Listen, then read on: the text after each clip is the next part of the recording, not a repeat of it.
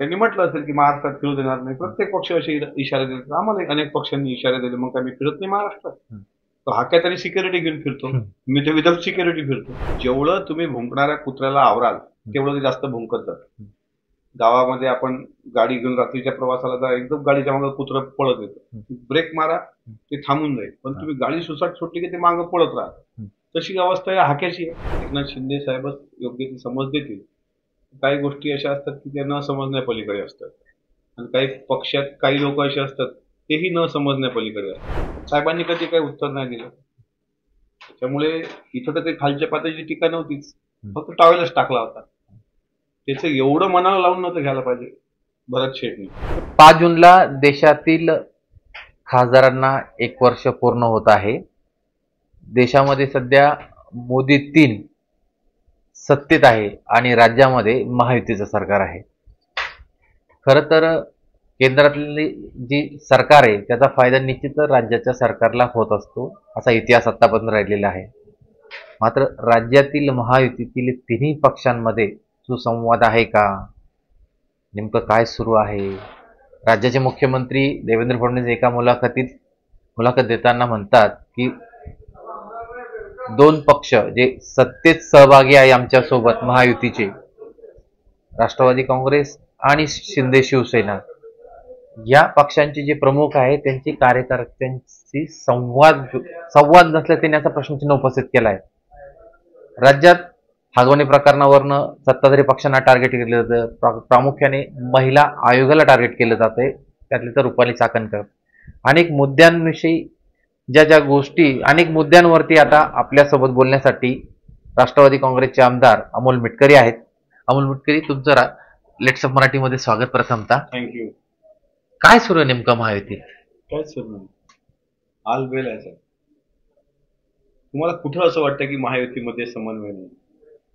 एका मुलाखतीचा संदर्भ तुम्ही सर्वजण देतात की एक उत्स्फूर्त मुलाखत राज्याचे मुख्यमंत्री फडणवीस साहेबांनी दिली, आणि तुमच्यासारखा त्यांनी प्रश्न पत्रकार बांधवांनी विचारल्यानंतर रॅपिड फायर मध्ये जे ते बोलले, ठीक आहे, मी पण ओघा त्या प्रतिक्रिया दिल्या, पण जे ते बोलले की दोघेही मला माफ करतील, पण दोघेही समाजात कमी आहे. आता पहिला शब्द जो आहे दोघं मला माफ करतील तो कटला, आणि दोघं समाजात कमी आहे तो बाहेर आला, आणि मग आमचे रिॲक्शन चालू झाले. त्याच्यावरून बघू महायुतीमध्ये वितुष्ट आहे असं एक चित्र तयार झालं, पण मुळात तसं नाही. केंद्र सरकारला 5 जूनला 1 वर्ष पूर्ण होत आहे असं आपण सांगताय, आणि केंद्र सरकारचं पाठबळ असल्याशिवाय राज्य सरकारलाही धोरणात्मक निर्णय घेता येत नाही. म्हणजे राज्यामध्ये अनेक अडचणी आहेत. खरीपाचा आता हंगाम लागतोय शेतकऱ्यांचा. सर्वात महत्वाची अडचण राज्याच्या दृष्टिकोनातून तुम्ही शेतकऱ्यांच्या संदर्भामध्ये आता काही दिवसांपूर्वी तुम्हाला वाटतं म्हणजे फ्लडिंग झालं, पूर परिस्थिती निर्माण झाली अनेक भागांमध्ये. महाराष्ट्रामध्ये अजून मान्सून आलेला नाही, तो प्री मान्सून आहे. खरा मान्सून साधारण 6 जून नंतर तिथे दाखल होतो. त्या दृष्टीनं कुठं बियाणांची टंचाई, कुठं ह्या गोष्टी, इतकं सगळं सरकार गुंतलेलं असताना काहीतरी आता याच्यात ऑलवेलने असं होत नाही. आणि इथं जर पाठबळ द्यायचं असेल सर्वसामान्य लोकांच्या हिताकरता, तर राज्य सरकारला केंद्र सरकारचं पाठबळ असणं महत्वाचं असतं. ते 1 वर्षात राज्य सरकारला मिळालेलं आहे, आणि इथूनही पुढं केंद्र आणि राज्य सरकारच्या समन्वयात आणि राज्य सरकारमध्ये तिन्ही पक्षाच्या महायुतीच्या समन्वयातच राज्याचा कारभार पुढं चालत राहील. थोडं 19-20 होत असतं, पण ते सांभाळणारे तिन्ही पक्षातले वरिष्ठ नेते असतात, त्यामुळे काळजी करण्याचं कारण नाही. तुम्ही एकदम योग्य प्रकारे तुमच्या पक्षाची भूमिका मांडत आहात, पण दुसऱ्या बाजूला जर विचार केला, भरत गोगावले जे मंत्री आहे, तुमच्या सहयोगी पक्षांचे मंत्री आहेत, ते महेंद्र थोरवे जे आमदार आहे, त्यांनी तर आता चॅलेंज केलंय तुम्हाला, तुमच्या पक्षाला. त्याकडे तुम्ही कसं पाहता? असं आहे की महायुतीमध्ये तिन्ही पक्ष आम्ही एकत्र आहोत. शिवसेना, आमचा राष्ट्रवादी काँग्रेस पक्ष आणि भारतीय जनता पार्टी.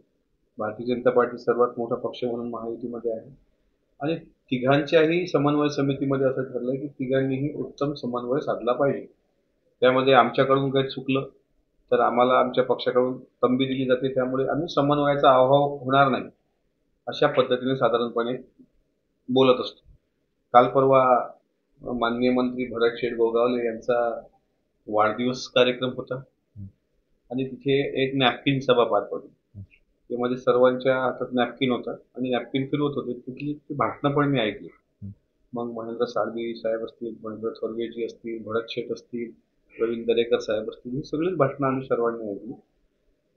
मग जर महायुतीमध्ये आपण म्हणतो की सर्वांनी एकामेकाचा सन्मान ठेवला पाहिजे, तर दुर्दैवानं त्या दिवशी तो ठेवला गेला नाही. त्याच्यामुळे मला असं वाटतं की आज आमच्या पक्षाची, मंत्र्यांची, आमदारांची देवगिरीवर महत्वाची बैठक आहे. शेवटी काही प्रांताध्यक्ष तटकरे साहेबांनी काही त्यांना उत्तर दिलं नाही. त्यांना जे बोलायचं होतं ते बोलून बसले. तर याच्यावर त्यांना एकनाथ शिंदे साहेबच योग्य ती समज देतील. काही गोष्टी अशा असतात की त्या न समजण्यापलीकडे असतात आणि काही पक्षात काही लोक असे असतात तेही न समजण्यापलीकडे असतात. त्यामुळे कुठं कुठं प्रत्येक ठिकाणी उत्तरच दिलं पाहिजे असं नाही. त्याबद्दल नेपकीची जी ऍक्टिंग केली गेली त्यावरनं हा वाद निर्माण झाला असं बोलायला लागले आता. म्हणजे आता काही ऍक्टिंग मिमिक्री करणं, ऍक्टिंग करणं ह्या साधारणपणे राजकारणात चालतात ना. प्रल्हाद केशवात्रे पण व्यंगचित्रकार होते. बाळासाहेब ठाकरे तर अनेकांच्या मिमिक्री करायचे. स्वतः राज ठाकरे आहे आजकाल. हे वाईट वाटण्यासारखं नसतं. उलट तशा पद्धतीने करून त्यांची उंची वाढवण्याचा प्रयत्न झालेला आहे. त्यांनी तेवढं वाईट वाटून घेण्याचं काही कारण नाही. म्हणजे राष्ट्रवादी काँग्रेसच्या प्रदेशाध्यक्षांनी भरतशेठ गोगावले यांची उंची वाढावी या उद्देशाने ती ऍक्टिंग केली नेपकिनासोबत. असतं की एखाद्या आता ते त्यांनी काय त्यांचं नाव घेऊन केलंय का तसं? त्यांनी खांद्यावर टॉवेल घेतलाय ना, मी काही बगलीत टॉवेल घेतलाय. पण माझं म्हणणं असं आहे की राजकारणामध्ये आपण काम करत असताना पूर्वीचा काळ जर तुम्ही बघितला म्हणजे वसंतदादा पाटलानंतरचा काळ, पवार साहेब स्वतः मुख्यमंत्री होते. पवार साहेबांच्या म्युझियम मध्ये अनेक त्यांची व्यंगचित्र आहेत, अनेक खालच्या पातळीवर टीका आहेत साहेबांवर. पण साहेबांनी कधी काही उत्तर नाही दिलं. त्यामुळे इथं तर काही खालच्या पातळीची टीका नव्हतीच, फक्त टॉवेलच टाकला होता. त्याचं एवढं मनाला लावून नव्हतं घ्यायला पाहिजे भरत शेठनी, तेवढंच म्हणणं. बरं, दुसरा विषय असा आहे की आता राष्ट्रवादीला जर विचार केला, राष्ट्रवादी संदर्भात लक्ष्मण हाके ओबीसी नेते, तसला ओबीसी नेता नाही. तुम्ही शब्द परत घ्या. तो फक्त एक कार्यकर्ता आहे, नेता नाहीच आहे. तो नेता असेल तर त्यानं नेता कधी झाला ते सांगावं मला. ओबीसी नेता हा म्हणूच नका तुम्ही. त्या लक्ष्मण हाके बद्दल विचारा मला, विचारा. तू एवढं द्वेष काय त्या लक्ष्मण हाके? त्याच्या मनात का द्वेष आहे अजित पवारांबद्दल? हा, त्यांच्याकडनं अजित पवारांना खूप टार्गेट केलं जाते. म्हणजे डायरेक्ट तुमचे प्रवक्ते जे सूरज चव्हाण, युवा नेते राष्ट्रवादी काँग्रेसचे, त्यांना देखील ते चॅलेंज केलं, मी बारामतीमध्ये जाऊन मला अडवून दाखवा, अशा पद्धतीची भाषा आहे. कोण अडवणार? मोकाट कुत्र्याला कोण अडवणार? मोकाट सांड सुटलाय त्याला कोण? आणि त्याला अडवून आम्हाला काय भेटणार आहे? महाराष्ट्र काय आमचं काय सातबारा आहे महाराष्ट्र? ठीक आहे, तो दादावर भुंकला, त्यामुळे सूरज चव्हाण असतील, मी असतील, आमची प्रतिक्रिया येणं साहजिक आहे. त्यांनी म्हटलं असेल की महाराष्ट्रात फिरू देणार नाही. प्रत्येक पक्ष असे इशारे देतात. आम्हाला अनेक पक्षांनी इशारे दिले, मग काय मी फिरत नाही महाराष्ट्रात? तो हाक्या तरी सिक्युरिटी घेऊन फिरतो, मी तर विदाऊट सिक्युरिटी फिरतो. कोणाचा मालकीचा महाराष्ट्र नाहीये. आम्हीच सूरज चव्हाण यांना सांगितलं होतं, काही त्याला अडू नका. जेवढं तुम्ही भुंकणाऱ्या कुत्र्याला आवराल तेवढं ते जास्त भुंकत जात. गावामध्ये आपण गाडी घेऊन रात्रीच्या प्रवासाला जा, एकदम गाडीच्या मागे कुत्रं पळत येतं. ब्रेक मारा, ते थांबून जाईल. पण तुम्ही गाडी सुसाट सुटली की ते मागं पळत राहत. तशी अवस्था या हाक्याची आहे. हाक्याचा शब्द बघा, हाक्या हा जो आहे ना, हा मुळामध्ये एकतर फ्रॉड माणूस. बरं, हे मी म्हणत नाही, त्याच्यासोबतचे सगळे सहकारी सांगतात. बंडकरांनी सांगितलं, ते आणखी ते हनुमंत म्हणून त्यांचा मित्र त्यांनी सांगितलं, ऍडव्होकेट कुट्ट्यांनी सांगितलं, ऍडव्होकेट काशीदनी सांगितलं, अनेक नाव आहेत माझ्याकडे. हाके हा सुपारी बाज आहे. हाके हा प्रसिद्धी पिसाट आहे. माझा प्रश्न असा आहे की ज्यावेळेस तुम्ही लोक आमची मुलाखत घेता की ओबीसीचे नेते लक्ष्मण हाके, तू ओबीसीचा नेता कधी झाला, मला तुम्हीच उत्तर सांगा. माझा प्रश्न काय त्याला, तू ओबीसीचा नेता, तूच ठरवशील का मी ओबीसीचा नेता? आता जर मी म्हटलं मी स्वतः देशाचा राष्ट्रपती, मी म्हणतोय मलाच बरं वाटतंय. पण तुम्ही व्हा भविष्यात देशाचे राष्ट्रपती, अशा तुम्हाला शुभेच्छा लेट्सअपकडनं. अरे हाक्यासारख्या जे शिव्याश्राप असले तर आम्ही आमदारापासून पुढे जाऊच ना. अच्छा, कावळ्याचे श्राप असले तर गाय नसती मरत कधी काय. प्रश्न असा आहे, हाक्या स्वतःला म्हणतोय मी ओबीसीचा नेता आहे, हाक्याला कोणी ओबीसी नेता म्हणत नाही, हा प्रॉब्लेम आहे ना. हा. हा झाला कधी ओबीसी नेता? त्याचं उत्तर असं आहे हं. की पूर्वीच्या काळात हा तोडपाणी बहादर होता. हं. त्याच्यानंतर फर्ग्युसन कॉलेजमध्ये यांनी काही वर्ष तिथं प्राध्यापकी केली. हं. तो सांगतोय मी पॅन्थरमध्ये होतो, हं. मी ढसाळांसोबत होतो, हं. मी भीमसैनिक आहे. अरे तुझ्या डोक्यात परिणाम आहे, तुझ्या डोक्यात शेण भरलाय, तू त्याचा काय पुरावा दे. हं. तू ओबीसी असल्याचा नेता असल्याचा पुरावा दे. हा ज्या धनगर समाजामध्ये जन्माला आलो असं सांगतोय त्या प्रवीण भाटकर का बनगर आहे तो, हं. त्याचा कार्यकर्ता, त्याचे तर पैसे बुडवले, टाळूवर चलून हा, तुम्ही एक ट्विट पण केलं 10 ट्विट केले ते नालायकाचे. तू ड्रायव्हर विषयी एक 10 ट्विट केले त्यांनी. भोकरचा उमेदवार कसा मॅनेज केला त्या नालायकांनी अजून पण उत्तर दिलं नाही. हं. प्रश्न असा आहे, हं. ओबीसीचं चळवळ आज 3 जून आहे. हं. स्वर्गीय गोपीनाथराव मुंडे यांचा आज पुण्यस्मरण हा. दिवस. हे ओबीसीचे नेते. हं. उत्तर महाराष्ट्रात जा, एकनाथराव खडसे ओबीसीचे नेते. हं. आमच्या पक्षाचे ज्येष्ठ नेते आणि माननीय मंत्री भुजबळ साहेब ओबीसीचे नेते. हरिभाऊ राठोड, लक्ष्मण माने, हे असे तळागाळातली लोक ही खऱ्या अर्थानं ओबीसीचे नेते. एक मान्य करा, भले मनोज जरांगे पाटलांच्या मध्ये इतर काही लोकांमध्ये मतभेद असू शकतील, हं. त्यांच्या विचाराशी आमचे मतभेद असू शकतील. हं. आम्ही ओबीसी आहोत की मराठा समाजाचं आंदोलन करतायत, पण त्यांच्याकडून शिका. का शिका? आता ना काही फॉर्च्युनर घेतली, ना कुठं काही मंत्रिपदाचा तुकडा मागितला, ना कधी विधान परिषदची आमदारकी द्या असं म्हटलं. समाजाला भुलवलं होतं नाही. समाजाला आरक्षणाचा लढा बाजूला ठेवूया 2 मिनिटाविषयी, पण त्या समर्पण बलिदान हे त्या माणसाकडून शिकण्यासारखं नाही का. किडण्या जाईपर्यंत एखादा माणूस उपोषण करतो, त्यांचा राजकीय शब्दांचा त्यांचा वापर किंवा ते जे काही बोलले त्याचं मी समर्थन करत नाही. नाहीतर आमच्या म्हणजे अवतीभोवती काही लोक म्हणतील तू जरांगे पाटलांचं समर्थन. तसा विषय नाही आहे. जरांगे पाटलांनी ज्या त्यागातून ते आंदोलन उभं केलं ते शिकण्यासारखं आहे ना. हाक्याने तसं काय केलं? मोठी चळवळ उभी केली त्यांनी. हा वडापाव खाऊन त्यांनी आंदोलन केलंय, ते एकाच दिवस केलंय त्यांनी. आणि त्या जरांगे पाटलावर खालच्या पातळीवर टीका केल्यानंतर हा ओबीसीचा नेता झाला. म्हणजे काय झालं की एकीकडे अख्खा महाराष्ट्रात मराठा समाज आरक्षणाची मागणी करतोय, दुसरीकडे जालना जिल्ह्यामध्ये हा कुत्रा तिथं बसलाय, तिथं काहीतरी वडापाव खातोय. त्या दिवशी आंदोलन सोडलं आणि तिथं मीडियाला वाटलं की जरांगे पाटलाला आंदोलन चॅलेंज देणारा कोण आहे.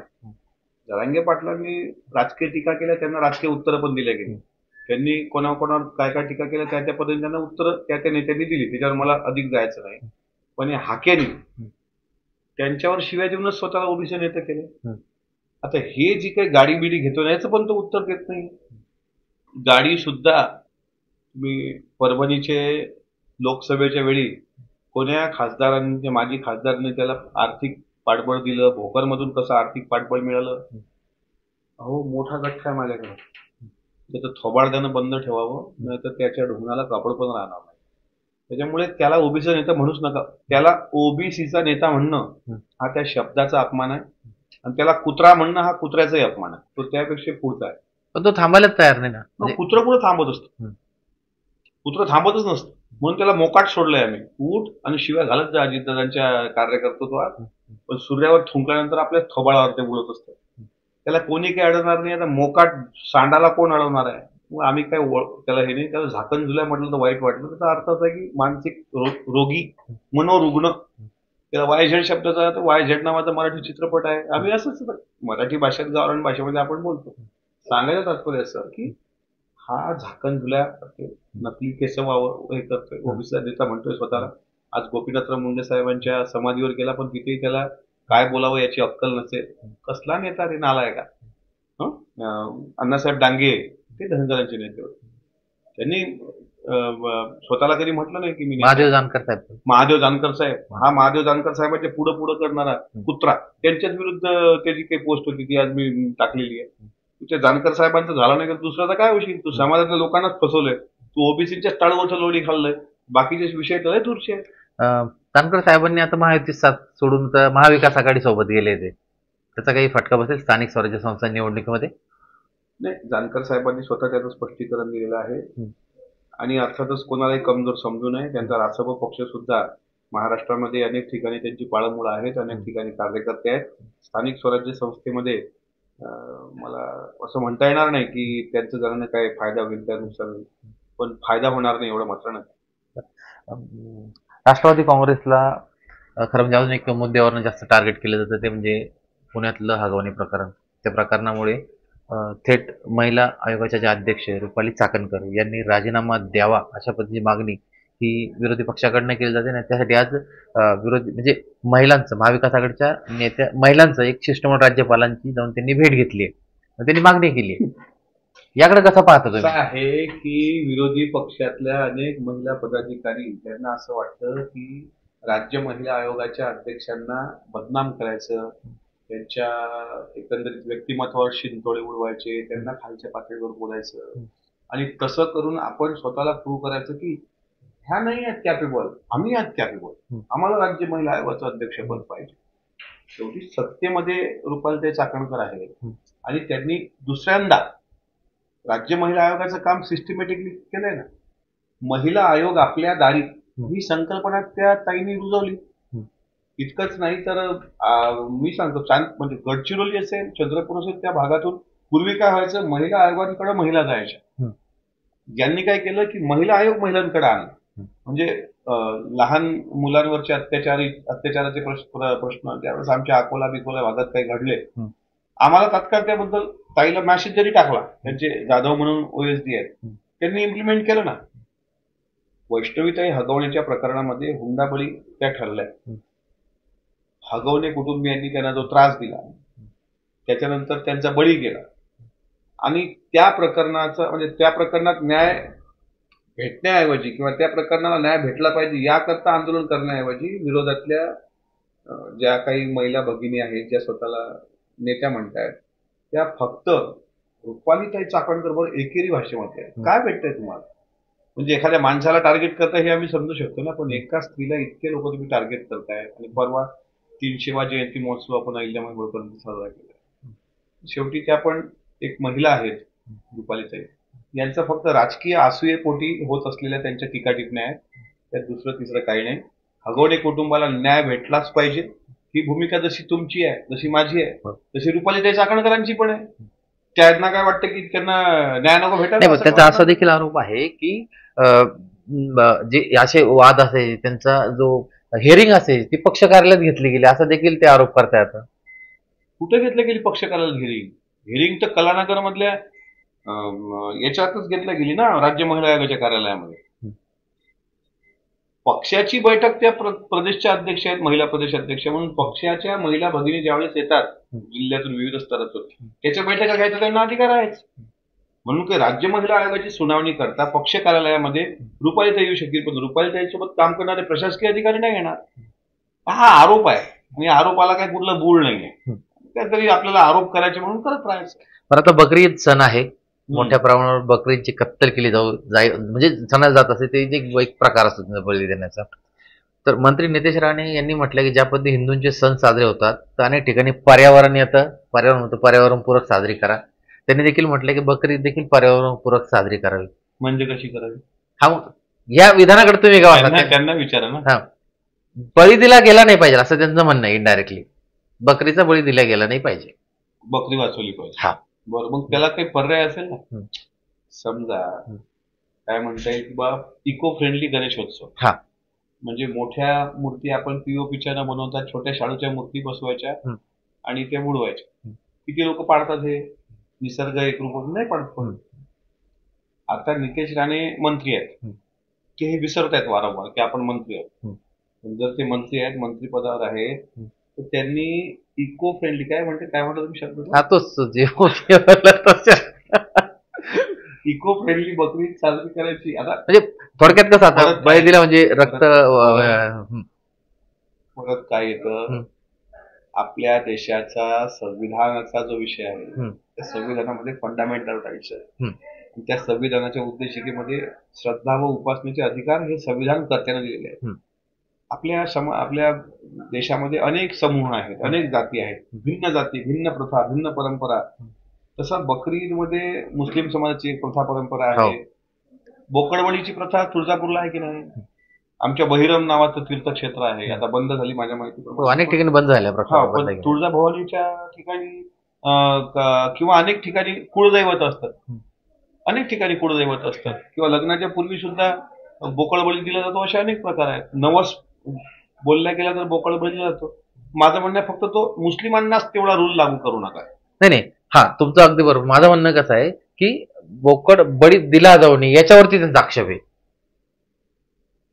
ते आक्षेप घेतात ते बरोबर आहे ना, पण तुम्ही दुसऱ्या धर्माच्या प्रथा परंपरा बंद नाही करू शकत की त्यांची प्रथा परंपरा आहे. काय होतं की पूर्वीच्या त्यांच्या समाजाचा इतिहास काय होता की काहीतरी बळी दिला जायचा, पण त्याला प्रातिनिधिक स्वरूप आलं, मग बकऱ्याचा बळी दिला गेला. त्याला काय आहे तर मग त्यांनी पर्याय सांगावा ना की बकरी बळी प्रथा बंद करा. काय करायचं म्हणजे नेमकं काय दुसरं काही एखादं हे प्रातिनिधिक स्वरूपात नकली बकरी करायची की काय करायचं. असं कोणाच्या धर्माच्या भावना दुखून तुम्हाला काय भेटतं. मी तर त्यांना म्हणतो की बा निलेशराव, प्रत्येक माणसाचं आयुष्य हे मोजकं थोडं आहे. हिंदू मुस्लिम, हा माझा शत्रू, हा माझा मित्र, त्याच्यापेक्षा आपल्या जे पद आहे आपल्याकडे, जे खातं आहे, जे महाराष्ट्र पुरोगामी आपण पुढे नेतोय, सगळ्या धर्माला सोबत घेऊन जाऊयात ना. हा यशवंतराव चव्हाण साहेबांचा वारसा पुढे नेऊयात आपण. नाही बकरी ईद आली बंद करा, नाही ईस्टर संडे आला बंद करा तुमच्या. आता उद्या तुम्ही म्हणाल की पारशी बांधवांमध्ये अंत्यसंस्काराची एक वेगळी पद्धत आहे. आपण मुंबईत असतो की चील कव्य येतात आणि त्या बॉडीला टच करतात, हे करतात, तसंच ते बरोबर बरोबर अगदी बरोबर. आता उद्या हे प्रथा कशी बंद करायची. समजा राणे साहेबांनी जर पुढाकार घेतला की पारशी लोकांनी अंत्यसंस्काराची प्रथा बदलावी, मग त्यांनी काय करावं ते तरी सांगा. काय पद्धत आहे आपल्या हिंदू धर्मामध्ये.